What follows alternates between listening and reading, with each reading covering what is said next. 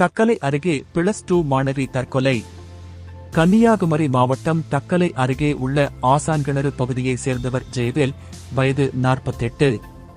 இவருடைய மனைவி மல்லிகா. இவர்களது மூத்த மகள் கார்த்திகா, வயது 17. இவர் நாகர்கோவிலில் உள்ள ஒரு தனியார் பள்ளியில் +2 படித்து வந்தார். தாயார் மல்லிகா பத்மநாபபுரம் அரண்மனை பகுதியில் கடை நடத்தி வருகிறார். இந்த நிலையில் நேற்று வழக்கம் போல் கடைக்கு சென்ற மல்லிகா மதியம் தனது மகள் கார்த்திகாவுக்கு போன் செய்துள்ளார். ஆனால் அவர் போனை எடுக்கவில்லை. அப்போது கார்த்திகாவும் அவரது பாட்டியும் வீட்டில் இருந்தனர். இதனால் சந்தேகமடைந்து மல்லிகா வீட்டிற்கு வந்து பார்த்தபோது கார்த்திகாவின் அறை கதவு உள்பக்கமாக பூட்டப்பட்டிருந்தது. இதனால் பதறிப்போன தாயார் சத்தம் போட்டு அழைத்தும் உள்ளிருந்து எந்த பதிலும் வரவில்லை. உடனே தாயார் அக்கம் பக்கத்தினர் உதவியுடன் கதவை உடைத்து உள்ளே சென்று பார்த்தபோது அங்கு கார்த்திகா தற்கொலை செய்து கொண்டிருப்பதை பார்த்து அதிர்ச்சி அடைந்து அலறி துடித்தார். பின்னர் உடனடியாக கார்த்திகாவை மீட்டு தக்கலை அரசு மருத்துவமனைக்கு கொண்டு சென்றனர். அங்கு அவரை பரிசோதித்த டாக்டர்கள் அவர் ஏற்கனவே இறந்துவிட்டதாக தெரிவித்தனர். பின்னர் இதுகுறித்து தக்கலை போலீசாருக்கு தகவல் கொடுக்கப்பட்டது.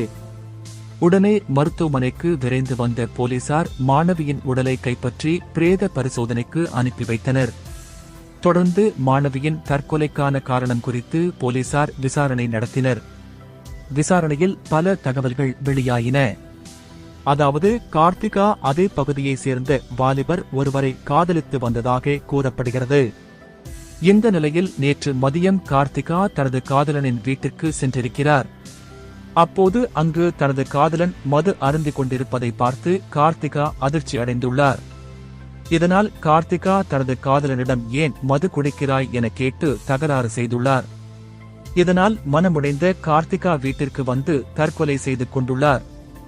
மேலும் தற்கொலை செய்து கொண்ட கார்த்திகாவின் தாயார் மல்லிகா சில நாட்களுக்கு முன் தனது பக்கத்து கடைக்காரர் மீது ஏற்பட்ட தகராறு காரணமாக தக்கலை போலீஸ் நிலையத்தில் வைத்து தன்மீது மண்ணெண்ணெயை ஊற்றி தீக்குளிக்க முயன்றார்.